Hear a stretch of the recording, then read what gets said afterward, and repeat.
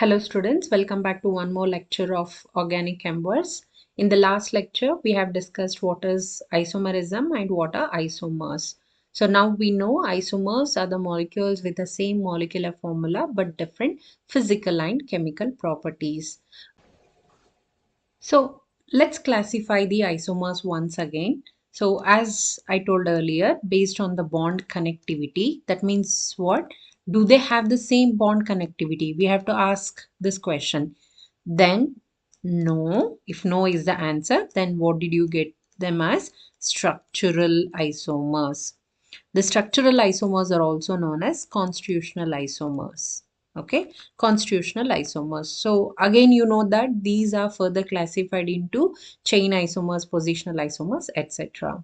If you have not watched the video, I have given the link in the description. You can watch that video once again.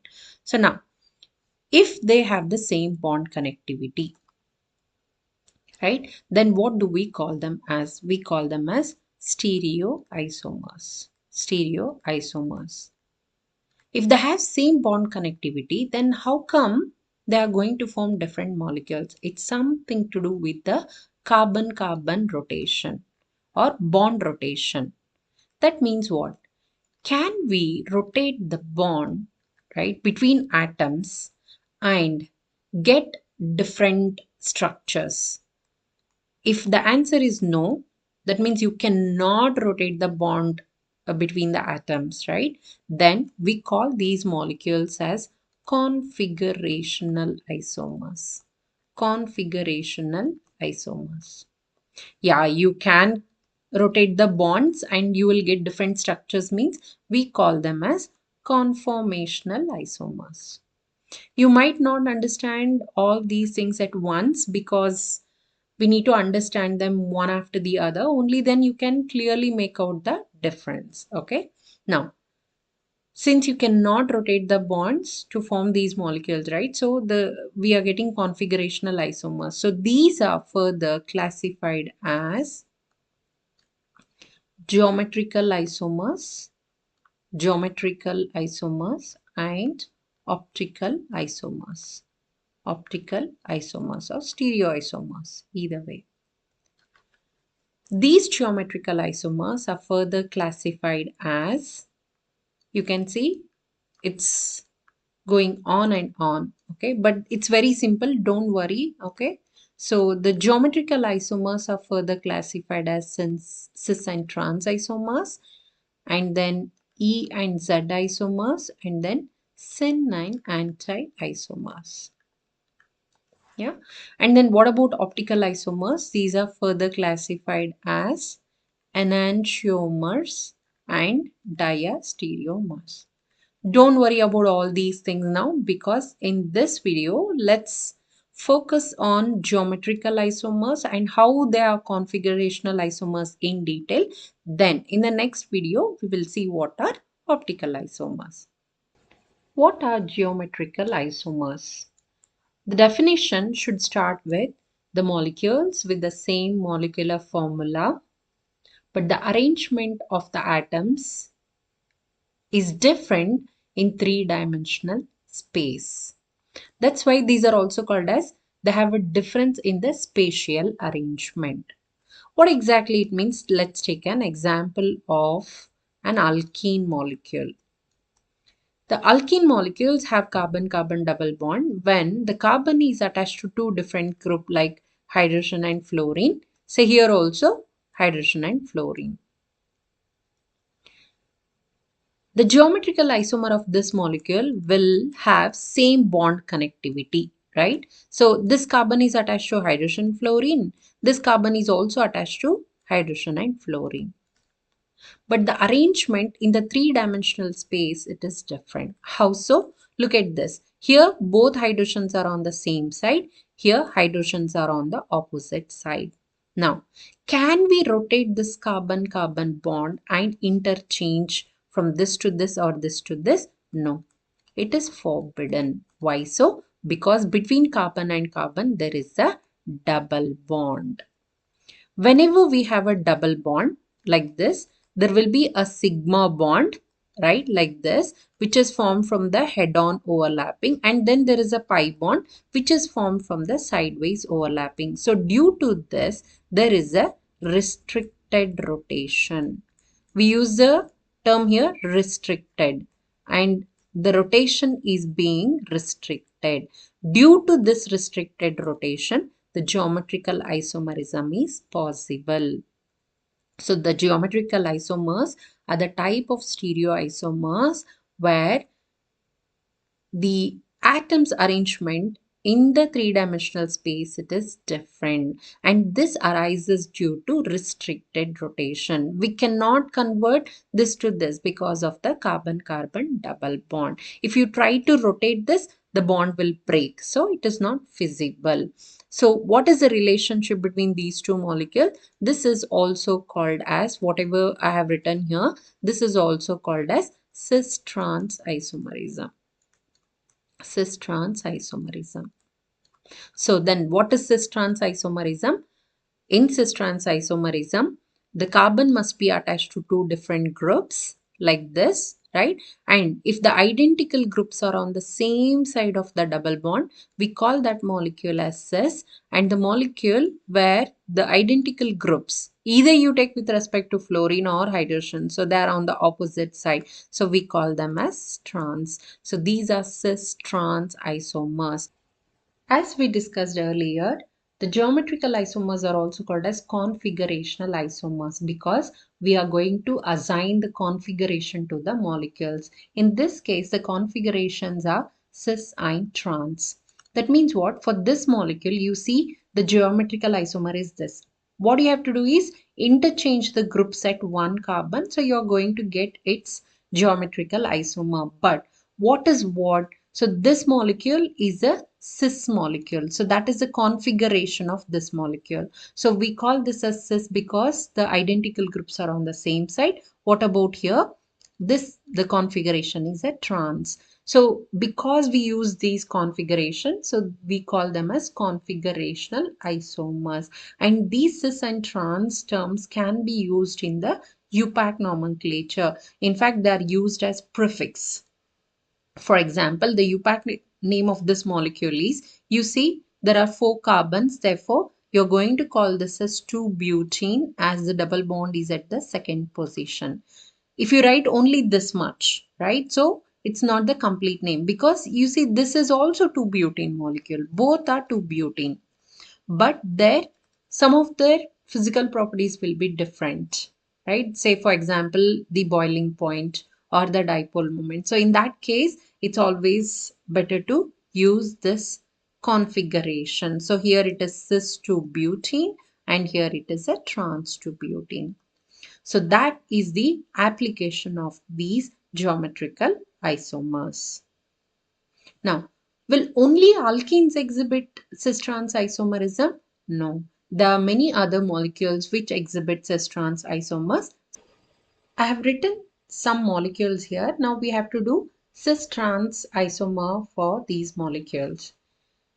Now, the first molecule, the carbon is attached to 2 hydrogen, the carbon is attached to 2 methyl group. Many students, what they assume is that the methyl groups are on the same side, that's why it says. No, this molecule neither exhibits cis nor trans because in order to exhibit cis-trans isomerism, as I told earlier, the carbon must be attached to 2 different groups. Same here also, since it is attached to 2 hydrogen and 2 methyl, this molecule doesn't exhibit any geometrical isomerism. Just because it's an alkene, don't expect all molecules will exhibit the cis-trans isomerism. So not this. Now moving on. The carbon is attached to 2 different groups. Here also 2 different groups. The first condition is that's permitted, right? It's satisfied. The second condition is that although you see the groups are different here, you have one identical group. So with respect to hydrogen, you can still call this molecule as trans molecule. This is very much allowed. Okay. Same here also. The carbon attached to two different, but although hydrogen and fluorine are different, right? So you have chlorines which are identical. So that means what? With respect to that, it is a cis molecule. So both these molecules are alkene molecules. So we can use cumulines also. So what are cumulines? There is a continuous double bond like this. Okay, there is a continuous means double bond, double bond, double bond. So it keeps goes on. So we call them as cumulated double bonds or cumulines, right? And whenever the cumulines have odd number of double bonds, like here we have one, right? Like that 3, 5, 7. So whenever we have a double bond which is in cumulation and they are odd in number, then you are allowed to use the cis-trans isomerism. Again, you check here, hydrogen, hydrogen are on the same side. Therefore, this is a cis-cumuline. And this is again because of the restricted rotation. You cannot rotate the series of double bonds. That's the reason. Same with the cycloalkane molecules like cyclopropane, cyclobutane, etc. You cannot rotate this carbon-carbon bond because when you rotate, the bond will break off because it is a cyclic structure. Therefore, the rotation is restricted. Therefore, this will give rise to cis-trans isomers. You see, the methyl are on the same side of this plane. So what do you call it as cis molecule? And what about cyclobutane with two groups? They can be either adjacent or they can be alternative, doesn't matter. Okay, so here they are not adjacent, they are like here we have, here we don't have, here we have. So you can still compare. You see, the fluorines are on the opposite side of the plane of the cyclobutane. Therefore, what do you call this as? Trans. Like this, you can use cis-trans isomer for alkenes, the cumulated alkenes with odd number of double bonds, and cycloalkane molecules. The cis and trans isomerism is possible when we have at least two identical groups, right? What if on the double bond carbons, if all the groups are different? So what I meant is, say if there is hydrogen fluorine, right, and then there is a methyl and hydrogen, with respect to hydrogen, at least I could tell that it is a trans isomer. What if I replace this hydrogen by one more different atom like chlorine?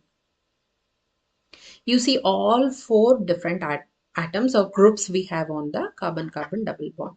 In that case, we are going to use the E and Z or EZ isomerism. This is again due to the restricted rotation of carbon-carbon double bond. According to Kahn-Ingold-Prelog rules, okay, it's popularly known as CIP rule. We need to give the priority to the groups present on the carbon. What exactly means? According to their atomic masses, not atomic number, atomic masses, we need to give the priority to the groups present on the carbon, right? So fluorine has higher mass, therefore first priority. This has less, therefore second priority. Now, we have a methyl and chlorine. You should not take any other atoms. You have to take the atom directly attached to the carbon, right? So, because when you have CH3, if you want, you can elaborate this. See, the carbon is the one which is directly attached to the double bond carbon, right? So, that means what? This you have to take it as a reference to consider the mass. So between carbon and chlorine, chlorine has a higher mass, carbon has a lower mass. So both priority groups are on the same side. Same side is called as in German language. Okay, so in German language, on the same side, it's called as Zusammen or Zusammen. Okay, that's why we use the first letter of this Z. Therefore, this is a Z isomer. The configuration of this molecule is Z.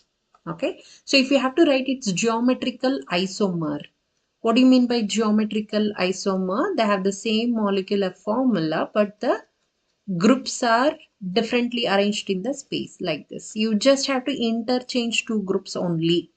Don't interchange all four groups, it will lead to confusion. Okay, so again, fluorine first priority, chlorine the first priority. They're on the opposite side. Opposite side in German language, it's called as entgegen. Entgegen. That's why we use the first letter of this cis-isomer and N again. So that's why this is called as E isomer.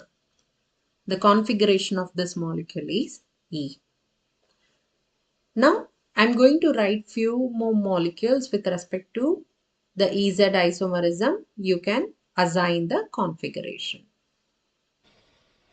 You can assign EZ isomerism for the given molecules based on the Kahn-Ingold-Prelog rule. That is assigning the groups based on the atomic mass. You see, if you have oxygen, oxygen like this, you move on to the next atom, okay, and then compare their masses, okay. So here carbon and hydrogen, therefore first priority. Here we have carbon, carbon, but here you have 3 hydrogen, but here there is a carbon. So this will have the higher priority. Therefore, you have to keep moving till you get a different group. Okay, only then it exhibits the geometrical isomerism. You see, it's on the opposite side, nth again. That means it's a E isomer. For the next molecule, it's a little bit tricky. You see there is a hydrogen and D means what? Deuterium. It is the isotope of the hydrogen.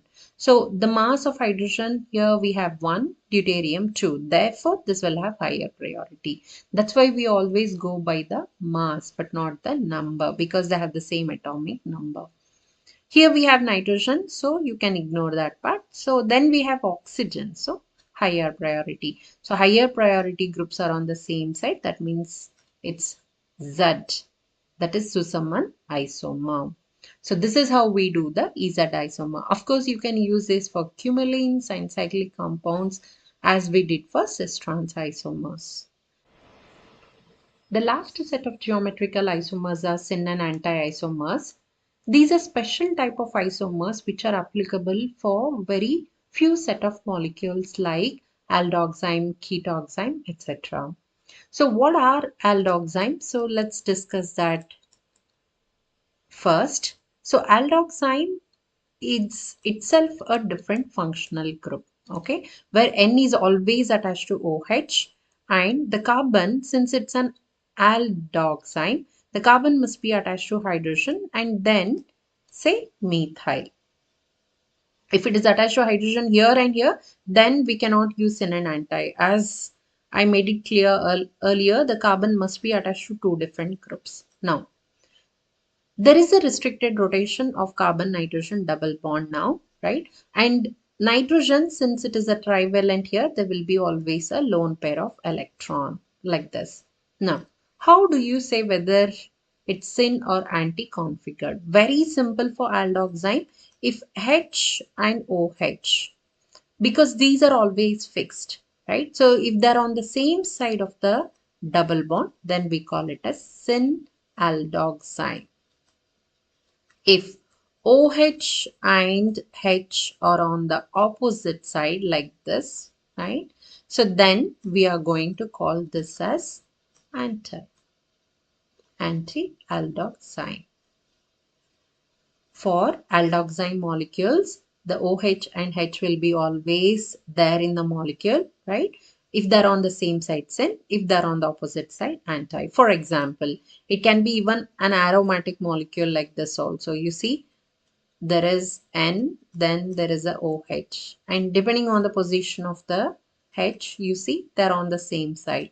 Then it is a syn molecule. Ketoximes are the molecules which are formed from the ketone molecules. So you already know that in ketone, the carbon is attached to groups like say methyl, ethyl, etc. Now, oxime is same, NOH, like this. And of course, there will be a lone pair here. Now, you see how to do the syn and anti because we don't have that H from the aldoxime. In that case, what we do is similar to what we have done for E and Z. That means give the priority. Nitrogen is attached to lone pair and OH. Lone pair will always get the priority and then OH. Not by the mass or anything. It's just the rule that whenever we have a lone pair, the lone pair is going to get the first priority. Now, here we use the same rule as CIP, like based on the mass. So you see CH3, C2H5. So this will have higher priority. Where do we have the higher priority? On the opposite side. Therefore, you are going to call this as anti.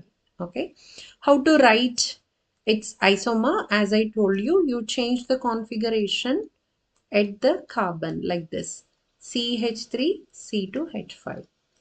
What about here? You keep that as it is, OH and lone pair.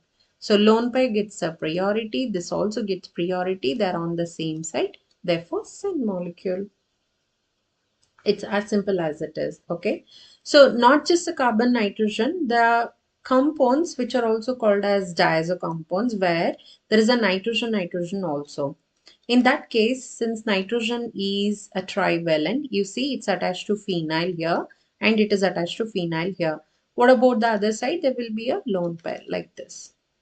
So if both the lone pair are on the same side, then syn.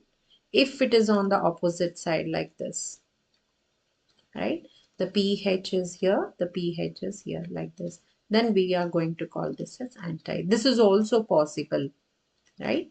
So why we are writing like this? Because they will have certain difference in their reaction, in their physical property, dipole moment, etc. That's why we have to consider geometrical isomerism for these aldoximes and ketoximes.